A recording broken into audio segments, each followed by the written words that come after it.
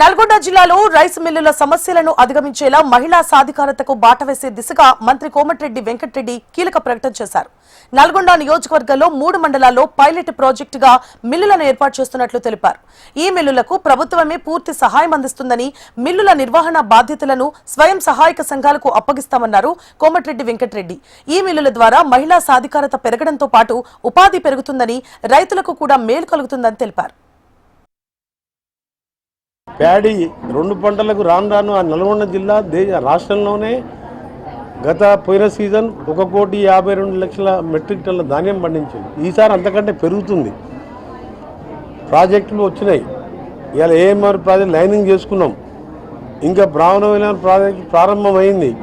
అందుకనే నల్గొండ మండలం కానీ, కనగాలు కానీ, తిప్పర్తి కానీ, చిట్యాల, నార్కట్పల్లి ఏరియాలో సంఘాలను ఒక్కొక్కటి రైస్ మిల్లు పెట్టాలి. ముందుగా పైలట్ ప్రాజెక్టుగా నల్గొండ అసెంబ్లీలో 3 రైస్ మిల్లులు ప్రారంభించడానికి మా కలెక్టర్ గారు ఇమీడియట్గా ఆర్డీఓ గారు జేసీ గారికి ఆర్డర్లు ఇచ్చి నాకు ల్యాండ్ మీరు చూపించినట్టయితే ప్రాజెక్ట్ రిపోర్ట్ చేపించి వాళ్ళకి లోన్ మంజూరు చేపించి మన కన్స్ట్రక్షన్ కూడా మనమే ఆర్ఎండ్బి డిపార్ట్మెంట్ వాళ్ళని దగ్గర ఉండి వాళ్ళ కన్స్ట్రక్షన్ చేపించి హ్యాండ్ ఓవర్ చేపిస్తే వచ్చే ఆదాయం ఆ లోన్ ఇన్స్టాల్మెంట్ కట్టుకుంటూ వచ్చిన ప్రాఫిట్ వచ్చే విధంగా ఒక నిర్ణయం తీసుకోవడం ఈరోజు చాలా సంతోషకరం.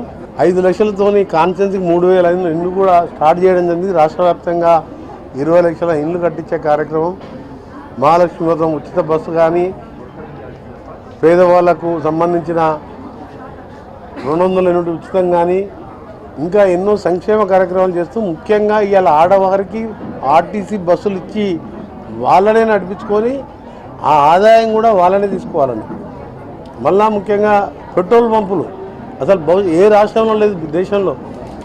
నల్గొండ జిల్లా కేంద్రంలో ఒక మంచి ప్లేస్లో మెడికల్ కాలేజ్ దగ్గర పెట్రోల్ బంక్ పొందిన తర్వాత బాగా ఆలోచించి మహిళలకు ఎన్నో కార్యక్రమాలు చేస్తున్నాం.